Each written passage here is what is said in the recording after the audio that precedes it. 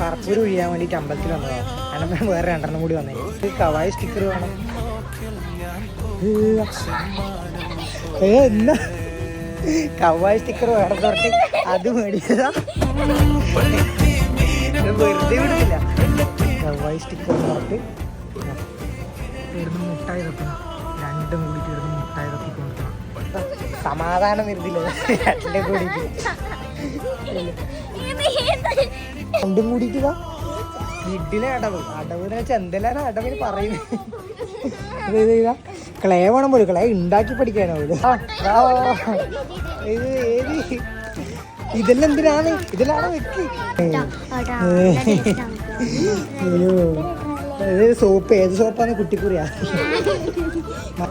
അവസാനം ലാസ്റ്റ് എന്തെല്ലോ മേടിച്ചിട്ട്